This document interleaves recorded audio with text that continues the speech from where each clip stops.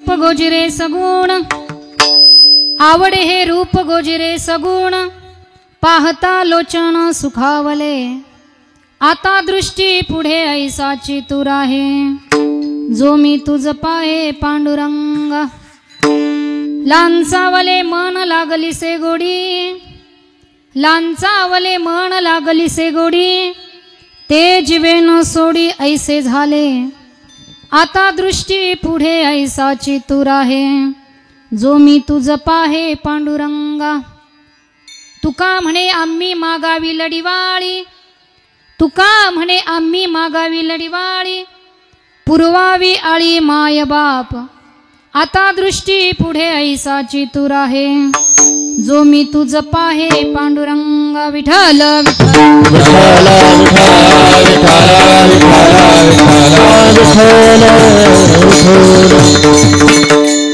ओम नमो जियाद्या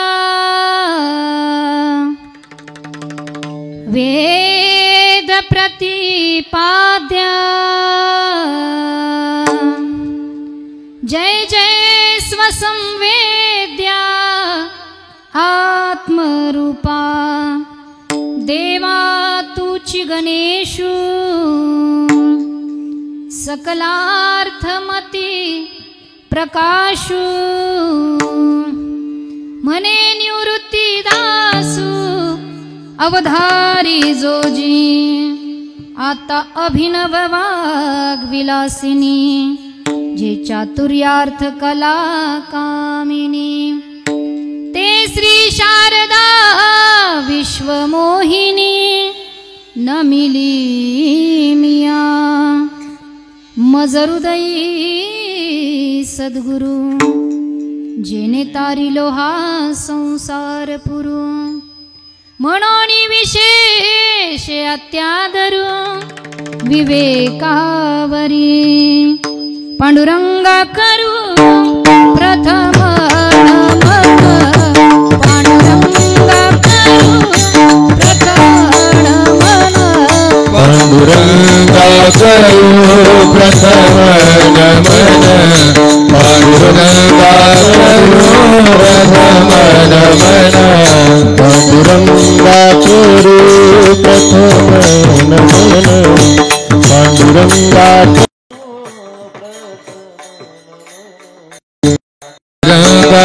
करो प्रथम नमन पांडुरंगा करो प्रथम नमन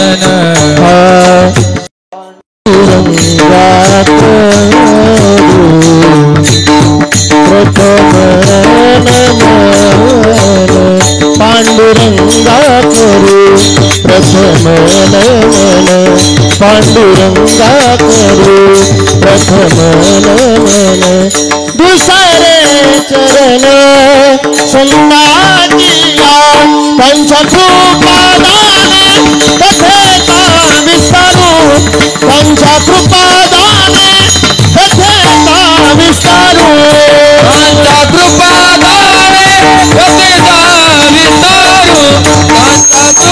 पंचकृपादाने कथेता विस्तारू पंचकृपादाने कथेता विस्तारू बाबाजी सद्गुरु दास तुका बाबाजी सद्गुरु दास तुका पंचकृपादाने कथेता विस्तारू बाबाजी सद्गुरु दास तुका बाबाजी सद्गुरु दास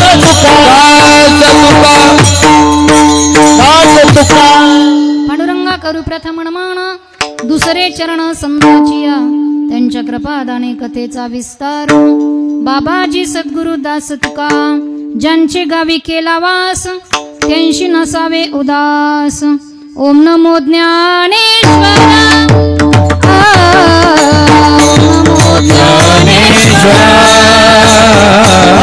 ओम नमो ज्ञानेश्वरा ज्ञानेश्वरा ओम नमो ज्ञानेश्वरा नमो ज्ञानेश्वरा ओम नमो ज्ञानेश्वरा ज्ञानेश्वरा ओम नमो ज्ञानेश्वरा ज्ञानेश्वरा ओम नमो ज्ञानेश्वरा करुणा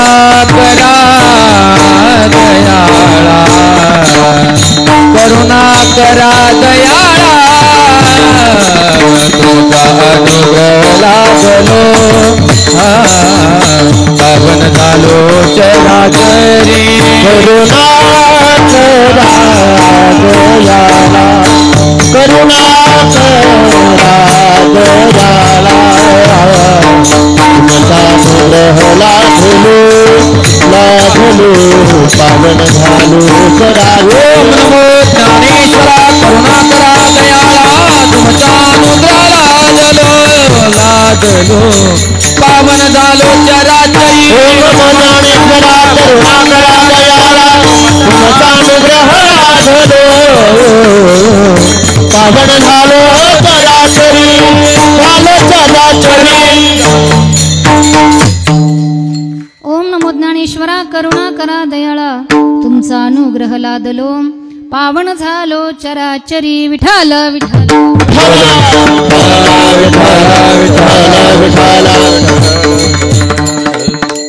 आवडे हे रूप गोजिरे सगुण पाहता लोचन सुखावले आता दृष्टी पुढे ऐसाची तूर आहे जो मी तुझ पाहे पांडुरंगा. संत शिरोमणी श्री ज्ञानेश्वर माऊली तत्वज्ञ जगद्गुरु वृत्तीनाथांच्या चरणी सर्वांनी जोरात टाळी वाजून अभिवादन करूया. आज या ठिकाणी आपल्या धारणगावमध्ये गेली 42 वर्षापासून चालू असलेला अखंड हरिनाम सप्ताह आणि या सप्ताहातील आजच्या दिवसाची सेवा अतिशय महत्त्वाची आणि जबाबदारीची सेवा ज्यांच्या आशीर्वादाने या ठिकाणी हा अखंड हरिनाम सप्ताह सुरू आहे. आमचे सुदाम बाबा असतील, भगीरथ महाराज असतील, त्याचप्रमाणे गोविंद महाराज यांच्या मार्गदर्शनाने या ठिकाणी हा अखंड हरिनाम सप्ताह सुरू आहे. या ठिकाणी सेवेकरता उपस्थित असलेले सर्व गुणीजन मंडळी गेले 7 दिवस झाले, तुम्हाला त्यांचा परिचय झाला असेल.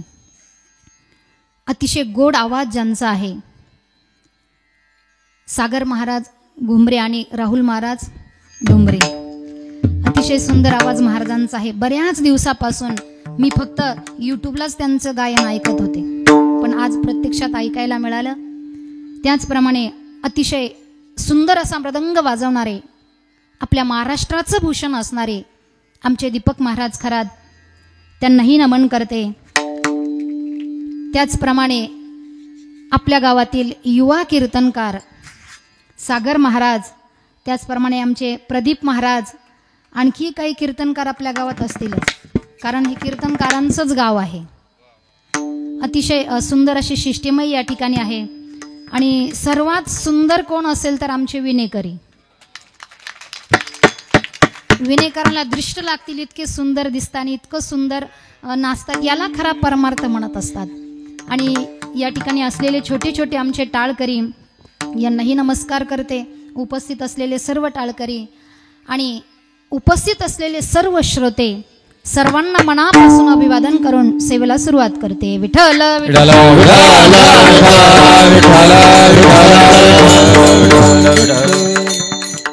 आजची जी सेवा आहे ही अत्यंत जबाबदारीची सेवा गावकऱ्यांनी माझ्याकडे दिली. जबाबदारीची सेवा म्हणजे कशी? आज काय आहे?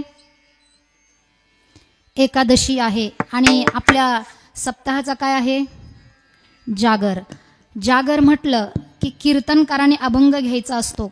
कोणता? 42 वर्ष झाले आपल्याला माहिती पाहिजे. मागणीचा अभंग घ्यायचा असतो. मागणीचा अभंग म्हणजे आज देवाकडे आपल्याला काहीतरी मागायचं आहे.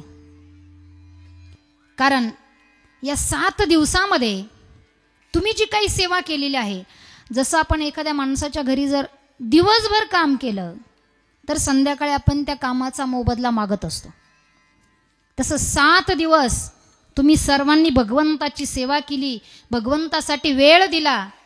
कुणी चटई उचलण्याचं काम केलं असेल, कुणी प्रसादाचं काम घेतलेलं असेल, कुणी टाळ वाजवले असतील, कुणी गायन केलं, कुणी पखवाज वाजवला, कुणी ऐकण्याचं काम केलं, कुणी चप्पल चोरण्याचं काम केलं. प्रत्येकाने काहीतरी काम केलं. मग या कामाचा मोबदला आज आपल्याला मागायचा आहे. पण कसं असतं बघा, आपण जर एखादा आमदार असेल, खासदार असेल, त्यांच्याकडे जर मागणी करायची असेल तर सगळा गाव जातो का? नाही, सगळा गाव मिळून कुणाला तरी एकाला आपण सांगत असतो. तसं आज सगळ्या गावानं मिळून मला सांगितलं की ताई, आज आमच्यासाठी देवाकडे काहीतरी मागणी करा. म्हणून आज मी भगवंताकडे मागणी करणार आहे की देवा, माझ्या या गावातील लोकांना त्यांच्या आयुष्यामध्ये कधीच काहीच कमी पडू देऊ नको, अशी मागणी आज भगवंताकडे करणार आहे. विठ्ठल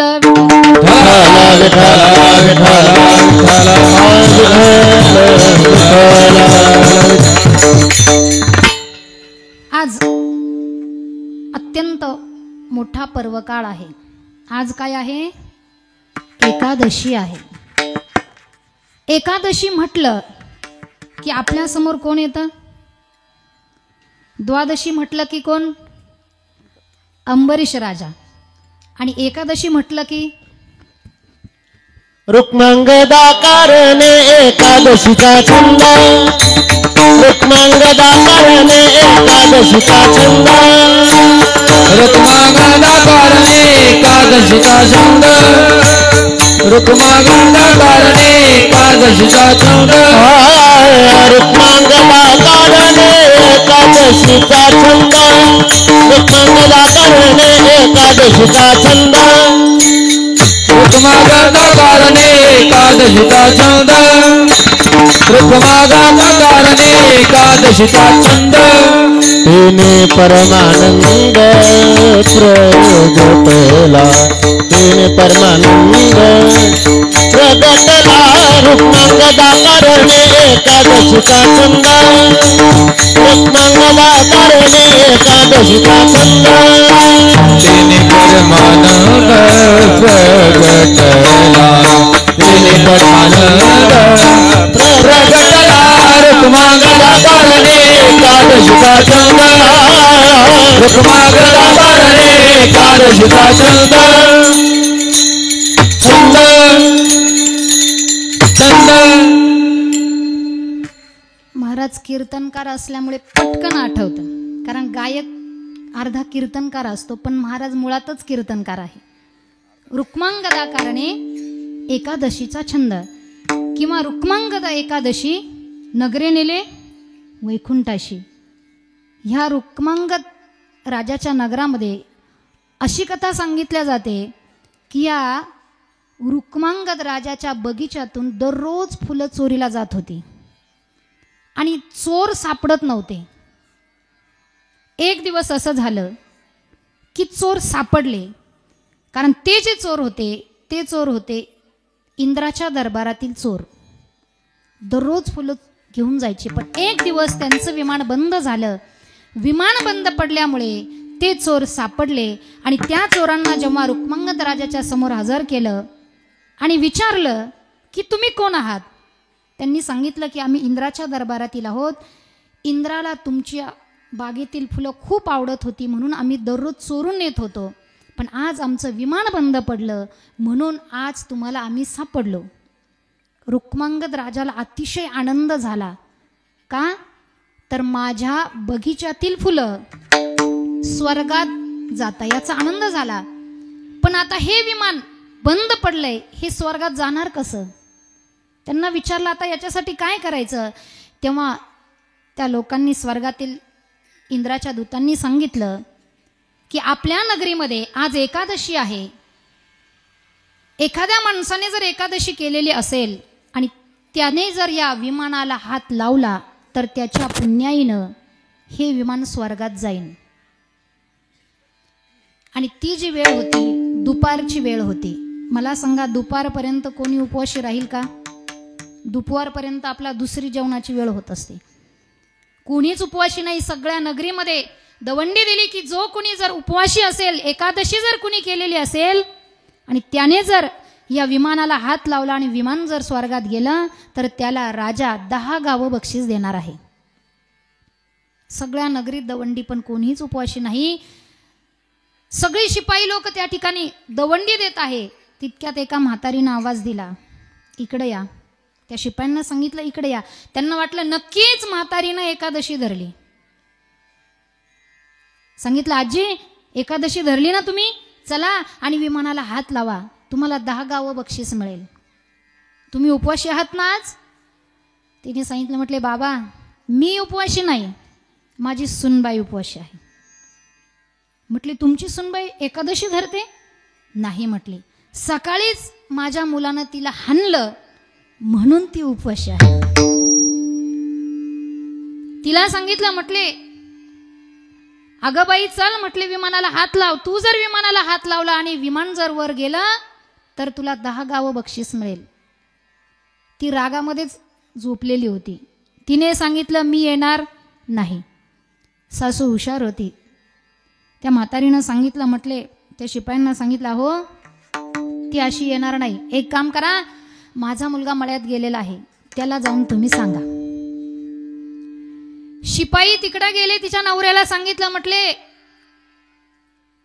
तुमच्या पत्नीनं आज एकादशी केलेली आहे, उपवासी आहे, तिने जर विमानाला हात लावला तर विमान स्वर्गात जाणार आहे आणि तुम्हाला 10 गावं बक्षीस मिळणार आहे. पण तुमची बायको काही विमानाला हात लावायला तयार नाही.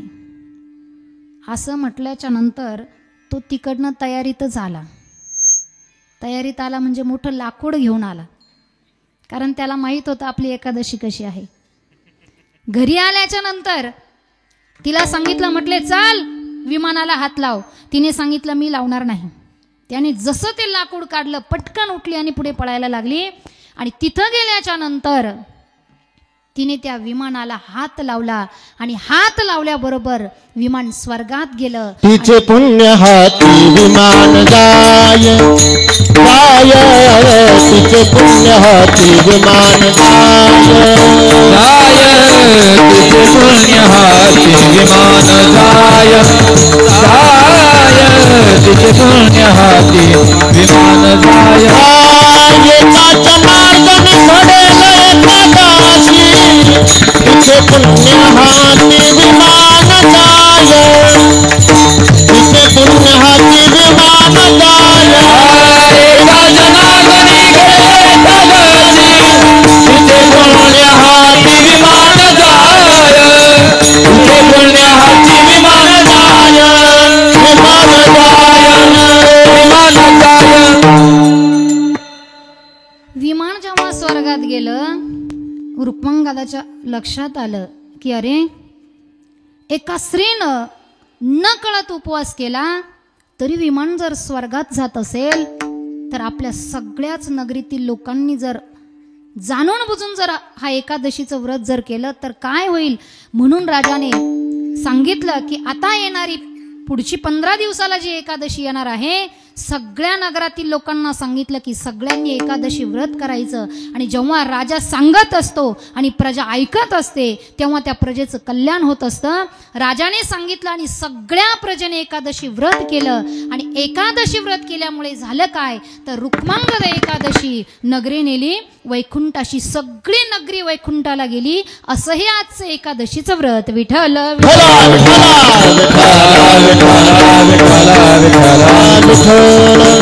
एकादशीच्या निमित्ताने जो अभंग घेतलेला आहे तो अभंग वारकरी संप्रदायातील जी भजनी मालिका आहे त्या भजनी मालिकेतील मंगलाचरण दुसरे व देहूकरांच्या भजनी मालिकेनुसार मंगलाचरण पहिले यातला हा अभंग आहे. वास्तविक जर विचार केला तर नको ब्रह्मज्ञान आत्मस्थिती भाव येणे मुखे तुझे वर्णी गुणनाम सुंदर ते ध्यान हे अभंग जर वगळले तर बाकीच्या अभंगांमध्ये आपल्याला मागणी केलेली दिसून येते. आजच्या अभंगामध्ये माझे जगद्गुरु तुकोबाराय भगवान परमात्म्याकडे मागणी करताय. मागणी करत असताना सुद्धा अनेक प्रकाराने मागणी केली जाते. प्रत्येक विषयाचे वेगवेगळे विषय मांडले जातात. जसं भांडण जर आलं तर देवाशी प्रेमाचं भांडण, देवाशी रागाचं भांडण. मागणी करत असताना कधी कधी तुकोबारायांनी संतांकडे मागणी केली. कृपाळू सज्जन तुम्ही संत जन, एवढे कृपादान तुमचे मज. इतकंच काय तर कधी कधी माझ्या जगद्गुरु तुकोबारायांनी या जनाच्या पायाला हात लावून विनंती केली. लागो या पाया विनवितो तुम्हाला कर टाळी बोला मुखी नाम. अशा प्रकारे तुकोबाराय मागणी करत असतात. ही मागणी करत असताना सुद्धा लक्षात घ्या, मागणी दोन प्रकारची असते. एक सेवा अधिकारातून केलेली मागणी आणि एक संबंध अधिकारातून केलेली मागणी. आता सेवा अधिकार म्हणजे काय आणि संबंध अधिकार म्हणजे काय? एखाद्या माणसाने महिनाभर एखाद्या माणसाच्या घरी काम केलं, ज्याला आपण नोकर म्हणतो, त्या नोकराने महिनाभर काम केलं आणि महिना भरल्याच्या नंतर तो आपल्या मालकाकडे येतो आणि सांगतो, मालक माझा महिना भरला, माझे 10,000 रुपये द्या. थोड्या वेळाने मुलगी येते आणि ती मुलगी त्या मालकाला म्हणजे तिच्या बापाला म्हणत असते, बाबा मला सहलीला जायचं आहे, मला 10,000 रुपये द्या. मालकाला नोकरानेही पैसे मागितले आणि मुलीनेही मागितले, पण लक्षात घ्या, नोकराने जे पैसे मागितले ते सेवा अधिकारातून मागितले आणि मुलीने जे मागितले ते संबंध अधिकारातून. हा माझा बाप आहे, हा संबंधातून पैसे मागितले. तसं आज तुकोबाराय जी मागणी करतात ती कोणत्या अधिकाराने करतात? शेवटचं प्रमाण काय आहे? तुका म्हणे आम्ही मागावी लढीवाळी. म्हणजे तुकोबाराय या ठिकाणी आजच्या अभंगामध्ये संबंध अधिकारातून मागणी करतात. विठ्ठल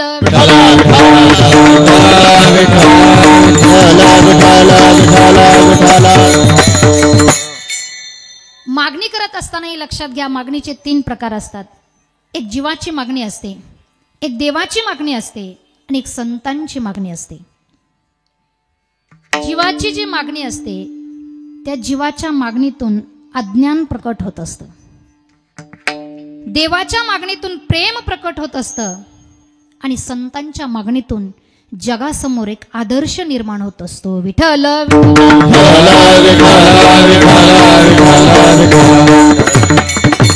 जीवाच्या मागणीतून अज्ञान कसं प्रकट होतं? एक उदाहरण सांगते म्हणजे तुमच्या लक्षात येईल.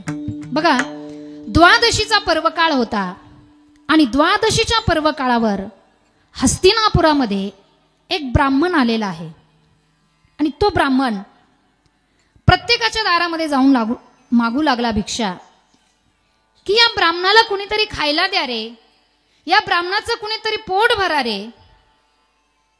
प्रत्येक माणसाला असं वाटायचं की अरे द्वादशीचा पर्वकाळ आहे, ब्राह्मण पात्रही आहे, म्हणून प्रत्येक जण भिक्षा घ्यायचा आणि बाहेर यायचा.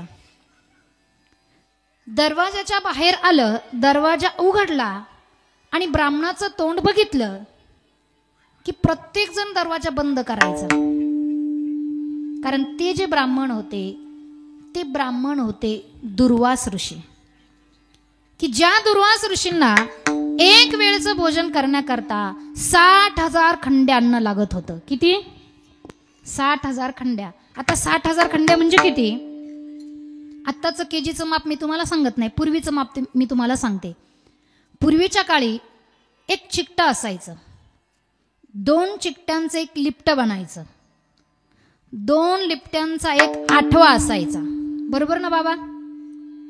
2 आठव्यांचा एक,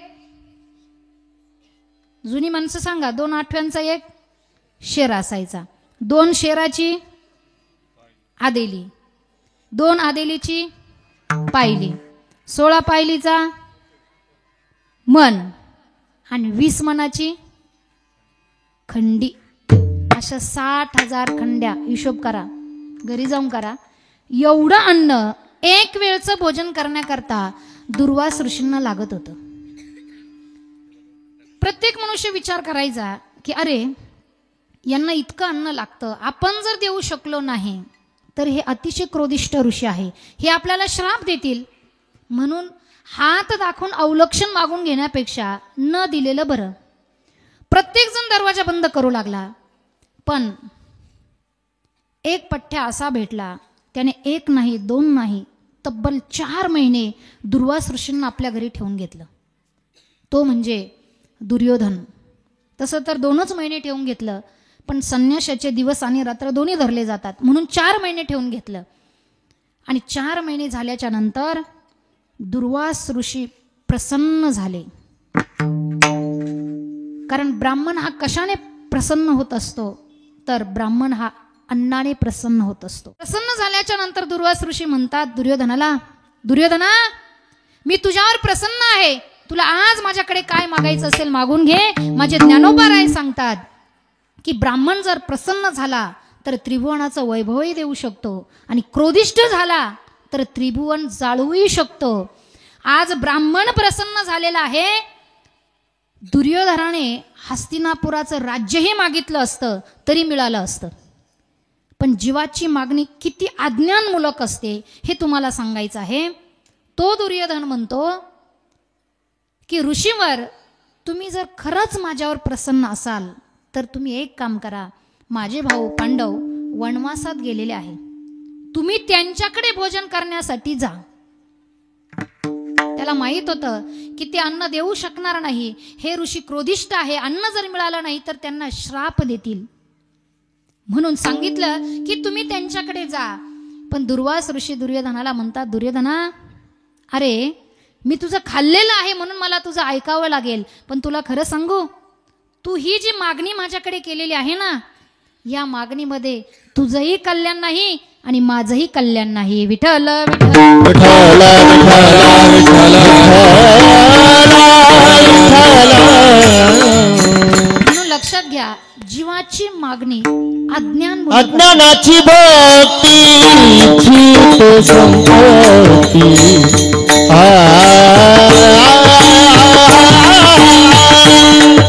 अज्ञानाची भक्तीची तो संपत्ती.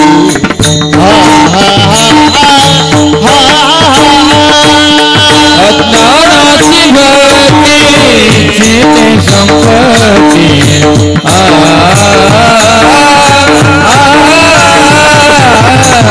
अज्ञानाची भक्तीची ते संपत्ती.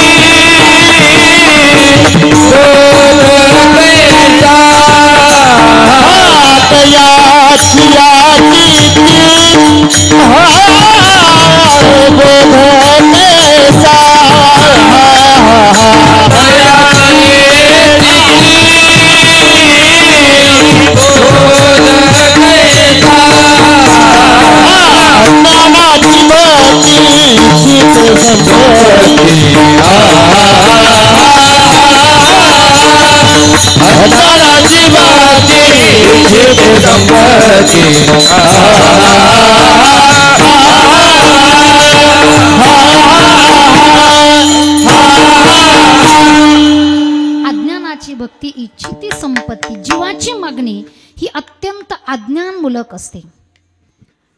देवाच्या मागणीतून प्रेम प्रकट होत असतं.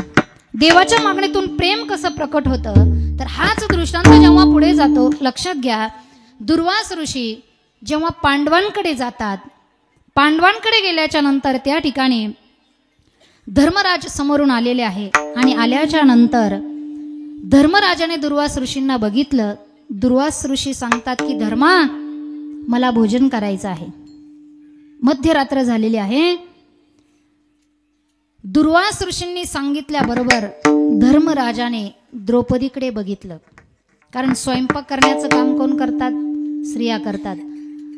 द्रौपदीकडे जेव्हा बघितलं, मध्यरात्र झालेली आहे. लक्षात घ्या, पतीच्या संकट कालामध्ये पत्नीची खरी परीक्षा असते. द्रौपदीकडे बघितल्याच्या नंतर महाराज ती द्रौपदी होती, तुमच्या आमच्या सारखी नव्हती. तुम्हाला आम्हाला जर रात्रीचे जर कोणी पाहुणे बोलवले आले तर काय होईल?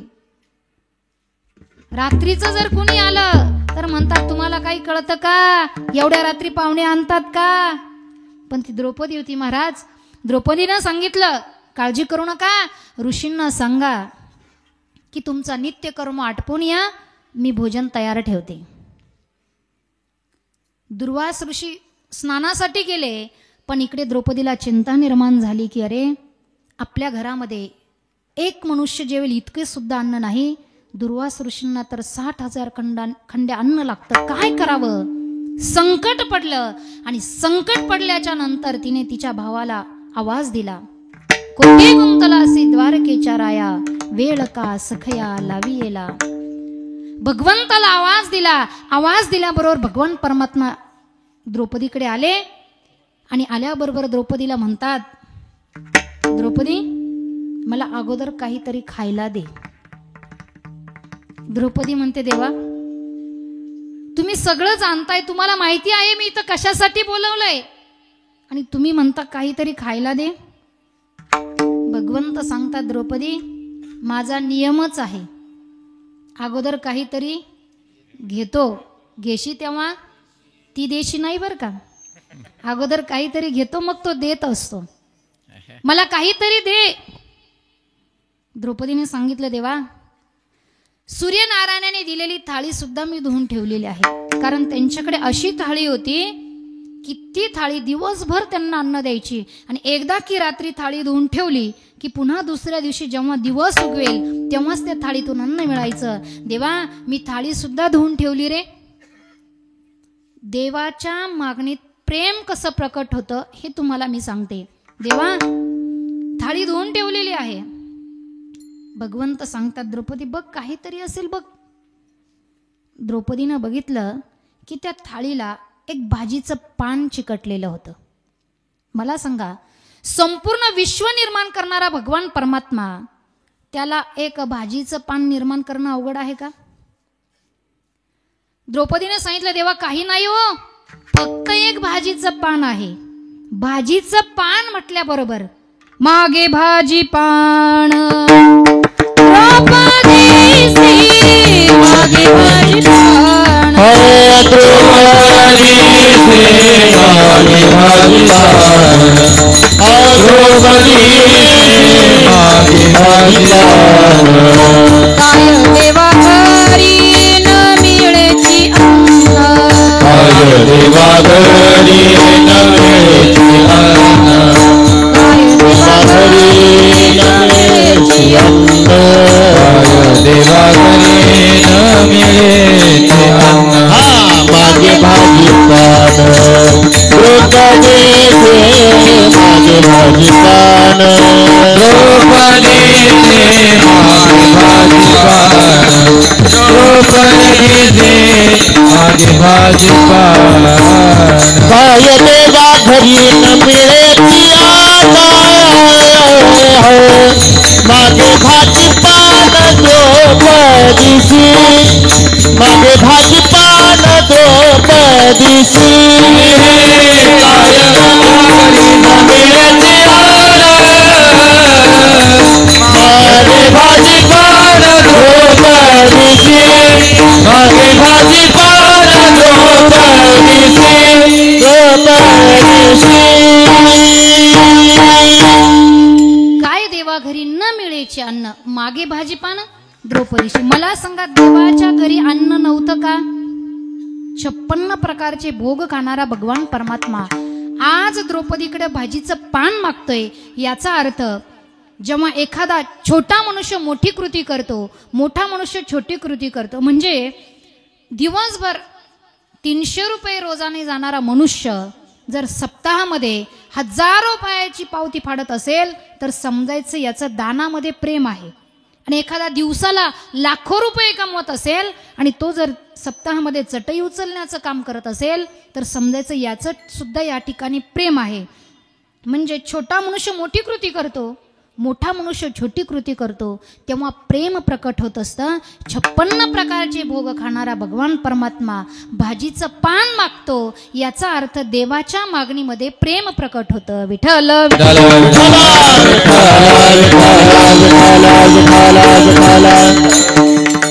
आणि संतांची जी मागणी आहे त्या संतांच्या मागणीतून जगासमोर एक आदर्श निर्माण होत असतो. कारण संतांची जी मागणी आहे ती मागणी शास्त्र शिष्टाचार अविरुद्ध संतांची मागणी असते. शास्त्राचार आणि शिष्टाचार म्हणजे काय तर वाचा बोलू वेद नीती हा झाला शास्त्राचार आणि करू संती केले ते हा झाला शिष्टाचार. म्हणून लक्षात घ्या, संतांनी जे सांगितलेलं आहे तेच आपण केलं पाहिजे.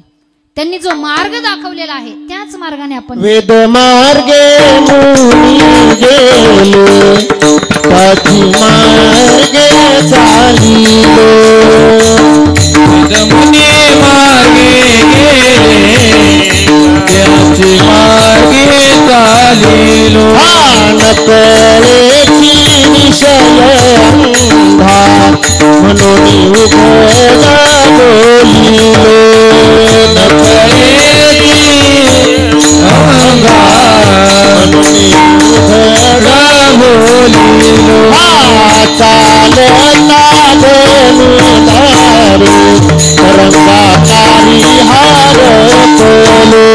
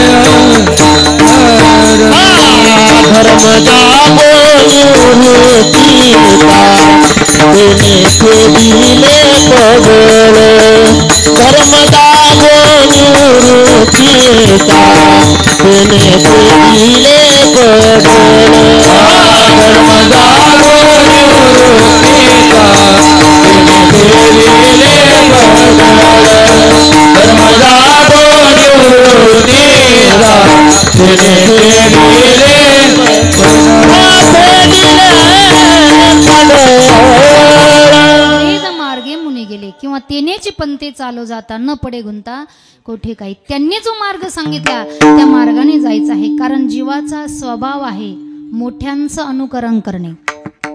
जीवाचा तो स्वभाव असतो. बघा आपल्या घरामध्ये जर कुणी महाराज मंडळी आले, कुणी महात्मा मंडळी जर आले, तर आपल्या घरामधली मोठी माणसं काय करतात, तर छोटी मुलं जी असतात, लहान मुलं असतात, त्यांना सांगतात जा आणि बाबांचं दर्शन घे, महाराजांचं दर्शन घे, असं त्या मुलांना ढकलत असतात. आमचा दररोजचा अनुभव सांगते. त्या मुलाला ते पुढे ढकलतात, ते पोरग पुढे जात नाही. मग ते वडील काय करतात, त्याला एक फटका देतात आणि सांगतात जा महाराजांचं दर्शन घे. फटका दिल्यावर तर ते ऐकतच नाही. जितकं जोरात बाप पुढे ढकलतो तितका रिवर्स तो मागे टाकतो. मला सांगा, त्या मुलाने दर्शन घ्यावं अशी त्या बापाची इच्छा आहे. त्याने दर्शन घ्यावं असं जर तुम्हाला वाटत असेल तर अगोदर काय केलं पाहिजे, अगोदर स्वतः दर्शन घेतलं पाहिजे. आपण दर्शन घेतलं की मग मुलाच्या लक्षात येतं हां माझ्या बाबांनी दर्शन घेतलं ना म्हणजे मी पण घेतलं पाहिजे. कारण जीवाचा स्वभाव असतो. निंदिले निंदावे वंदिले वंदावे निंदिले निंदावे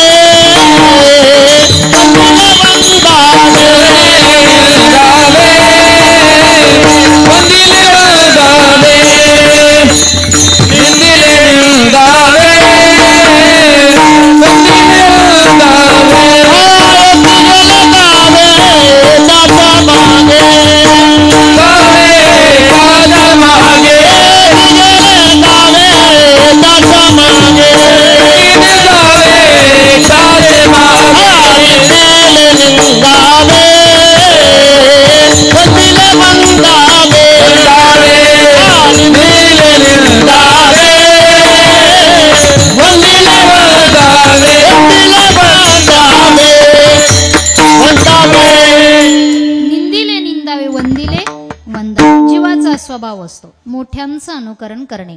बघा एकदा शनिवार वाड्यामध्ये नाना फडणवीस राहत होते. हे नाना फडणवीस म्हणजे असं व्यक्तिमत्व होतं की राजकारणात अत्यंत हुशार, पण जर कधी युद्धाचा प्रसंग आला आणि तलवार जर हातात दिली तर लटलट कापायची, पण राजकारणात अत्यंत हुशार. एकदा असं झालं की अरब देशातून एक व्यापारी आपले 2 घोडे घेऊन आलेला आहे आणि ते घोडे आणल्याच्या नंतर त्याने ते नानांसमोर हजर केले आणि त्याने सांगितलं, म्हटले नाना हे जे 2 घोडे आहे यात आई आहे आणि एक मुलगी आहे, मला सांगा आई कोणती आणि मुलगी कोणती. पण ते जे घोडे होते अगदी सेम टू सेम होते, सारख्याला वारके. कसे? सारख्याला वारके. आता सारख्याला वारके म्हटलं की तुमच्या लक्षात येणार नाही. सेम टू सेम, कारण जावळे रावळे हे फार दूर गेलं. आता इंग्लिश आलं. Same to same. आपली मराठी इतकी लोप पावत चाललेली आहे. एकतर बरं झालं मराठीला अभिजात दर्जा मिळालाय, पण इतकी मराठी लोप पावत चालली. कुणी बघा जास्त करून इंग्लिशच शब्द वापरणार. एकदा माझ्या मैत्रिणीनं सांगितलं, फार मराठीचा अभिमान बाळगतेस. मी काही इंग्लिश शब्द तुला मोबाईलवर टाईप करून पाठवते. आता मोबाईलचं युग आलं ना, प्रत्येक मनुष्य मोबाईलमध्येच असतो. कुठेही बघा, काही चालू असू द्या, मोबाईलच चालू असतो. म्हटले मी आता तुला काही इंग्लिश शब्द पाठवते, तू मला त्याचं मराठीत रूपांतर करून पाठव. मी म्हटले ठीक आहे. तिने मला पहिला शब्द पाठवला, स्कूल. काय म्हणतात मराठीत स्कूलला? शाळा.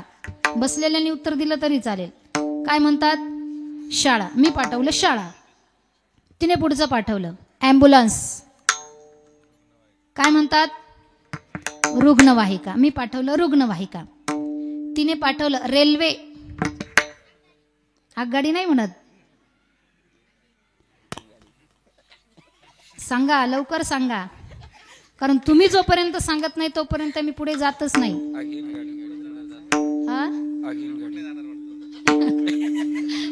रेल्वे पुढे जाणार नाही. सांगा सांगा महाराज. रेल्वेला मराठीत म्हणतात, ट्रेन नाही म्हणत, रेल्वेला मराठीत म्हणतात. आता कसं लक्ष देऊन ऐकतात तसं कीर्तन ऐकायचं. विठ्ठल विठ्ठल.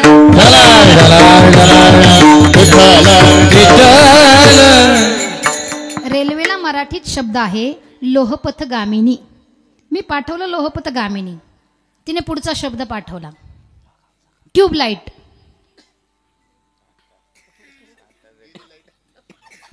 आता तुमची जशी ट्यूब लागली ना तशी माझी पण लागली होती. मी विचार केला खरंच ट्यूबलाईटला काय म्हणत असतील. मग मी डिक्शनरी काढली. डिक्शनरीमध्ये मला शब्द सापडला, ट्यूबलाईटला मराठीत म्हणतात दंडदीप. मी पाठवलं दंडदीप. ती जरा पुढची होती, तिने आणखी पुढचा शब्द पाठवला सिम कार्ड.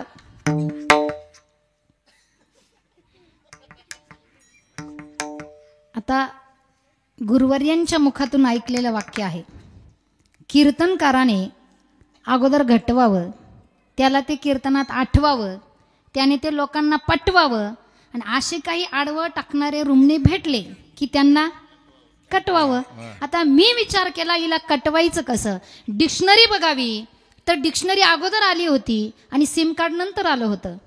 मग मी माझं डोकं चालवलं, तिला पाठवलं सिम कार्डला मराठीत म्हणतात संपर्क सूत्र चिपिका. विठ्ठल विठ्ठल.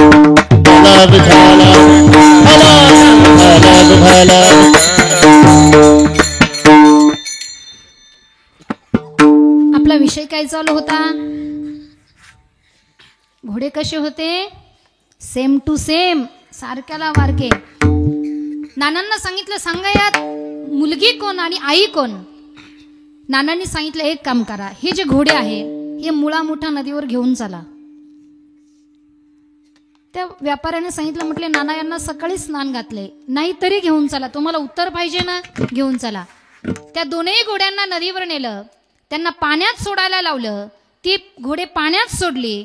एक घोडी पुढे चालू लागली, दुसरे मागे चालू लागली. नानांनी सांगितलं पुढे चालली ती आई आहे, मागे चालली ती मुलगी आहे. कारण का तर जीवाचा स्वभाव आहे मोठ्यांचं अनुकरण करणे. विठ्ठल.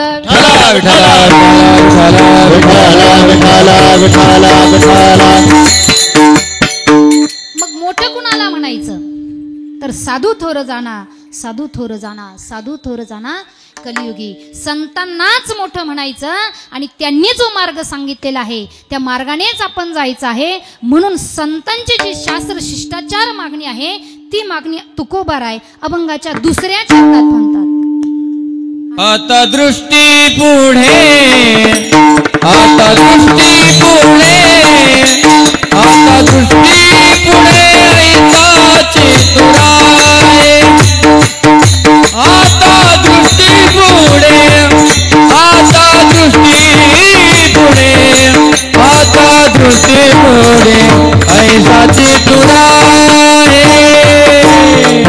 दृष्टी पुढे दृष्टी पुढे दृष्टी पुढे ऐसाची तुरा आता दृष्टी पुढे आता दृष्टी पुढे आता दृष्टी पुढे ऐसाची तुरा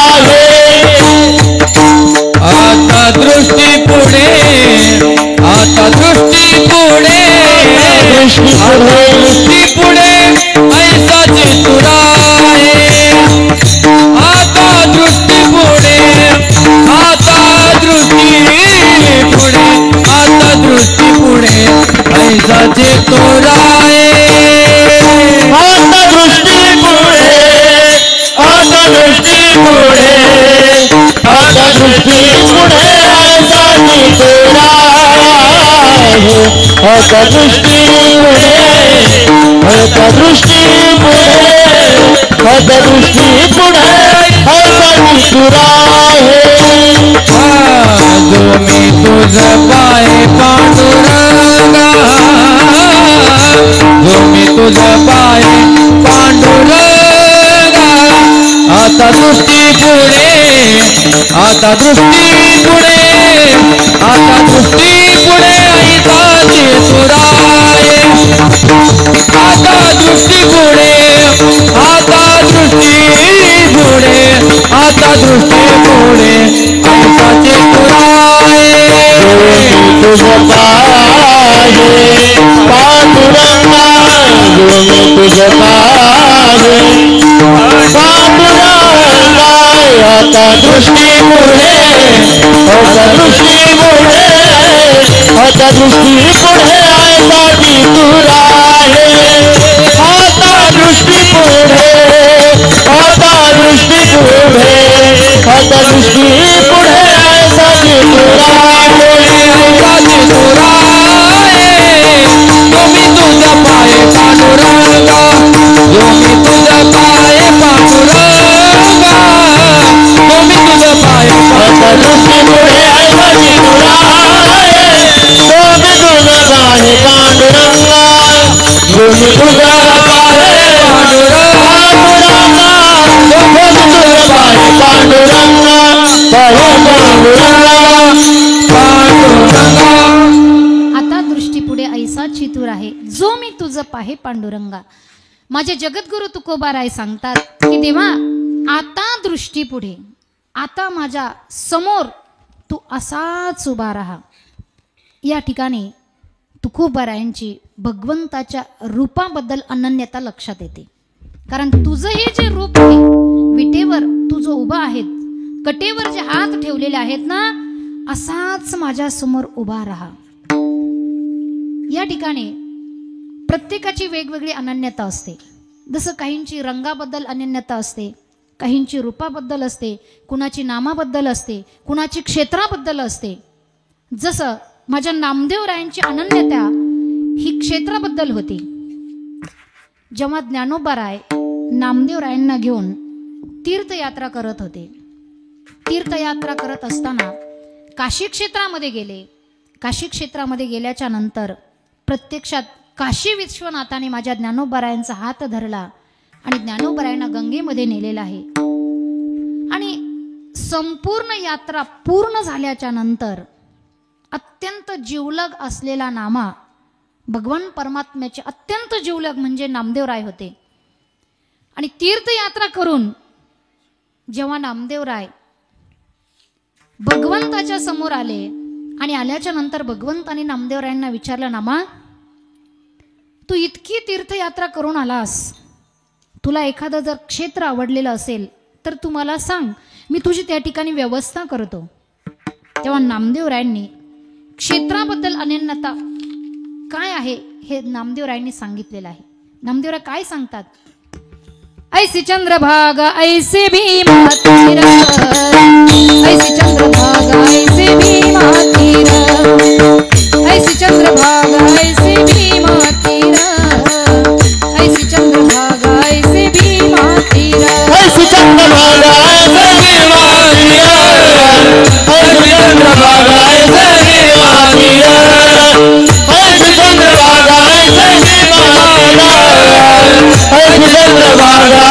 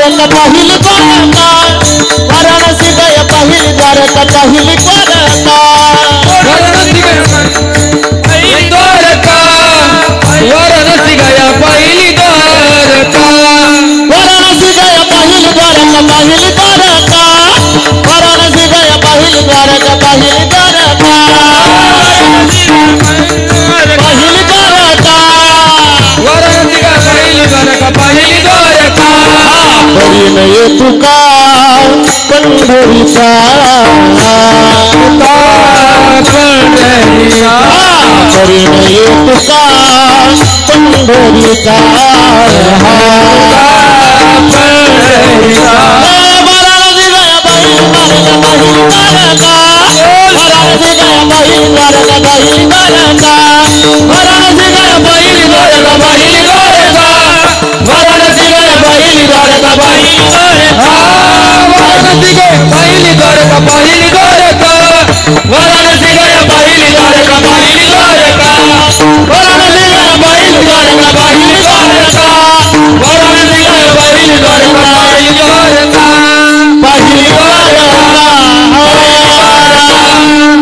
वाराणसी गया पहिली द्वारका.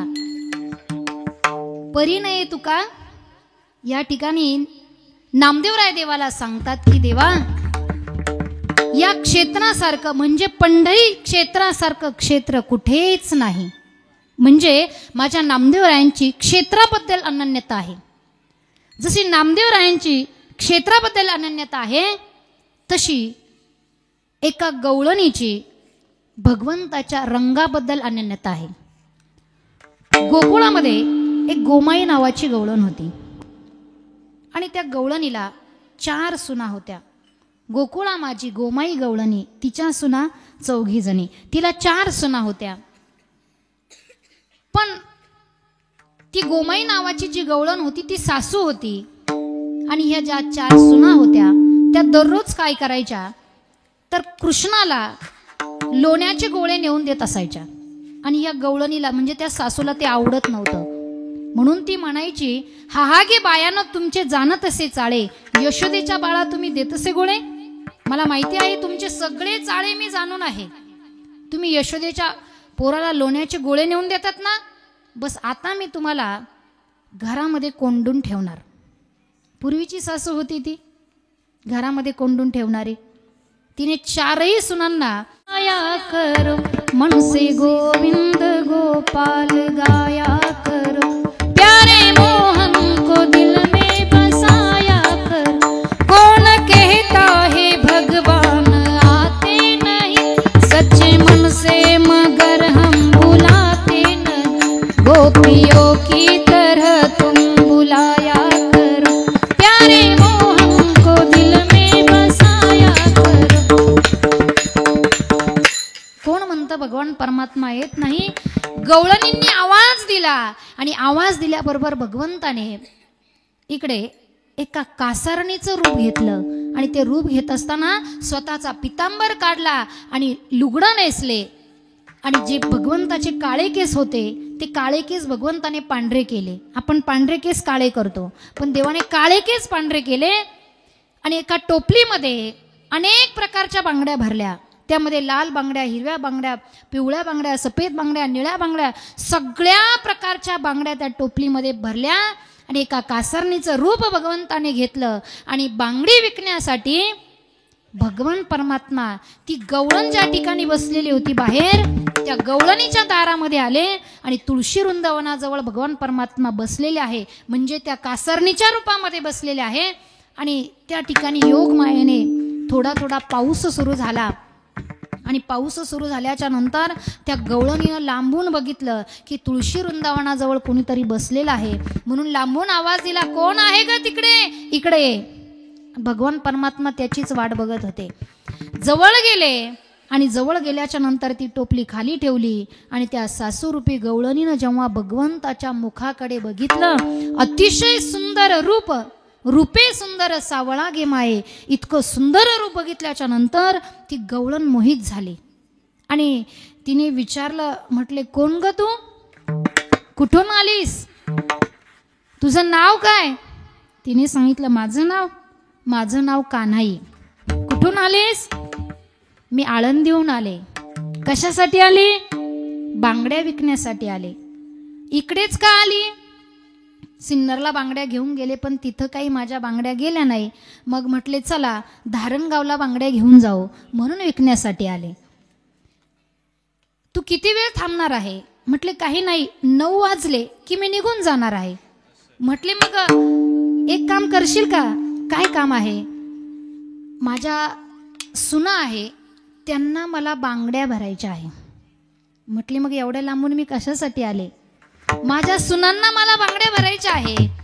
पण अडचण एक आहे की माझ्या सुनांना मी आतमध्ये कोंडलेलं आहे. कारण का तर आमच्या गावामध्ये गवळ्याचं पोरग आहे, त्याला दररोज त्या लोण्याचे गोळे नेऊन देतात, म्हणून आतमध्ये त्यांना कोंडून ठेवलंय. त्यांना बांगड्या भरायच्या आहे, पण त्यांना बांगड्या भरण्यासाठी मला तुला आतमध्ये पाठवावं लागेल आणि बाहेरून दरवाजा लावून घ्यावा लागेल, चालेल का.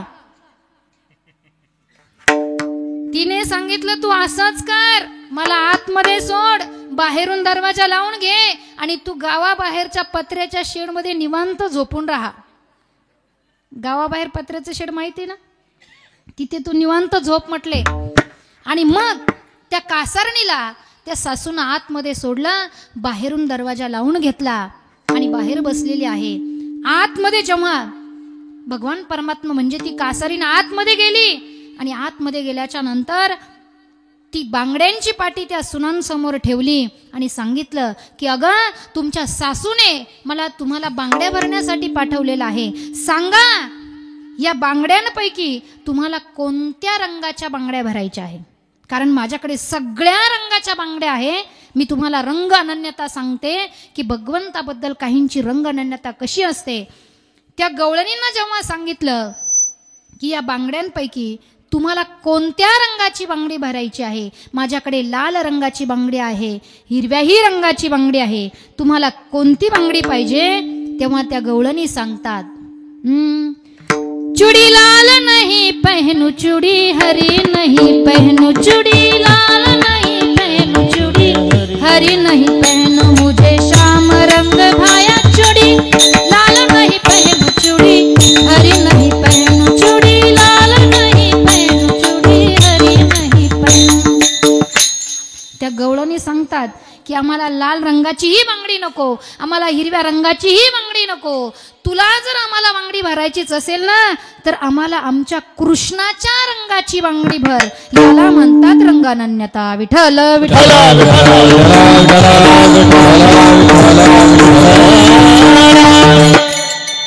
तशी प्रत्येकाची अनन्यता असते. माझ्या तुकोबारायांची भगवंताच्या रूपाबद्दल अनन्यता आहे, म्हणून माझे तुकोबाराय सांगतात की देवा आता दृष्टी पुढे ऐसाची तूर आहे. आता माझ्या समोर ही मागणी आजची नाही बर का, ही मागणी माझ्या जगद्गुरु तुकोबारायांची 4 युगापासून तीच मागणी आहे. कारण कृतयुगामध्ये सुद्धा जेव्हा बलीला पातळामध्ये जेव्हा घातलं तेव्हा बलीला काहीतरी माग असं जेव्हा भगवंताने सांगितलं तेव्हा त्या बलीने सुद्धा देवाला सांगितलं होतं की देवा मी ज्या ज्या ठिकाणी बघेल, बळीच्या त्या ठिकाणी जे राज्य होतं त्याला 54 द्वार होती असं सांगतात की त्या बळीनं सांगितलं की देवा मी ज्या ज्या ठिकाणी बघेल त्या त्या ठिकाणी फक्त तूच माझ्या समोर राहा. आता दृष्टी पुढे ऐसाची तूर आहे. त्यानंतर त्रेतायुगामध्ये सुद्धा शबरीला जेव्हा भगवान परमात्मा भेटले, भगवान परमात्मा जाण्याकरता निघाले, तेव्हा शबरी सांगते की देवा आता या डोळ्यांना दुसरं कुणालाच बघण्याची इच्छा राहिली नाही. देवा आता दृष्टीपुढे ऐसाची तूर आहे. त्यानंतर द्वापार युगामध्ये सुद्धा भीष्माचार्य जेव्हा शरपंजरी पडलेले होते, भगवान परमात्मा समोर आले, तेव्हा भीष्माचार्यांनी सुद्धा भगवंताला सांगितलं देवा आता दृष्टीपुढे ऐसाची तूर आहे. आणि कलियुगामध्ये कलियुगातले सरसेनापती असलेले पुंडलिक राय, या पुंडलिक रायांनी सुद्धा भगवंताला सांगितलं देवा आता दृष्टीपुढे ऐसाची तूर आहे. आता माझ्या समोर तू असाच उभा राहा. असाच उभा का राहा?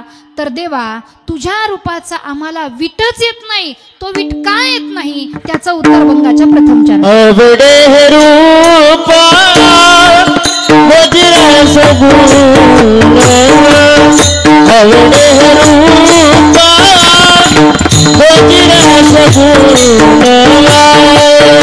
अवडे रूप वज्र सगुण, अवडे रूप वज्र सगुण, अवडे रूप वज्र सगुण, अवडे रूप वज्र सगुण,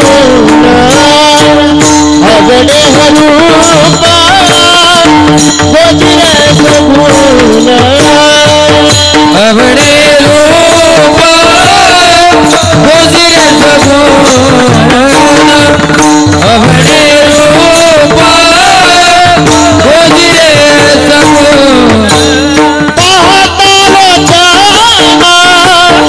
सुखावले,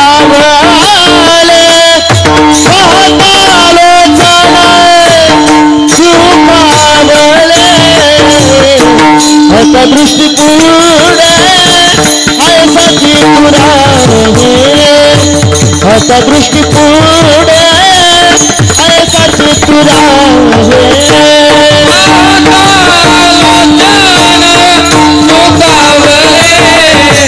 आता दृष्टी पुढे ऐसाची तुराय, आता दृष्टी पुढे ऐसाची तुराय, अवडे रूप वज्र सगुण, पाहता लोचन सुखावले, पाहता लोचन सुखावले, वज्र सगुण, पाहता लोचन सुखावले, पाहता लोचन सुखावले, सुखावले, सुखावले.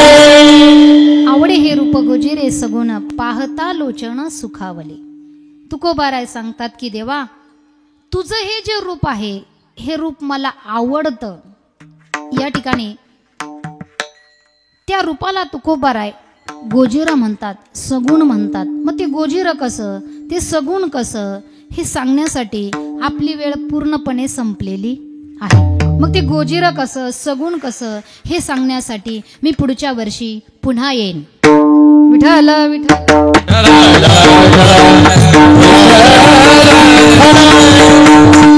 आवडे हे रूप गोजिरे सगुण, तुकोबाराय त्या रूपाला गोजिर म्हणतात.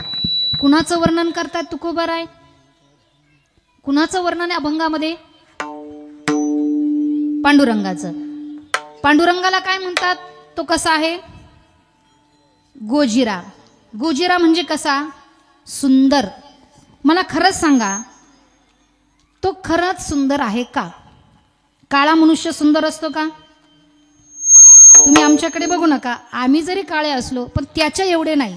कारण तो कसा आहे? ठाईचाची काळा. मग काळा मनुष्य सुंदर नसतो. तरी तुकोबाराय म्हणतात की तो कसा आहे? गोजिरा आहे.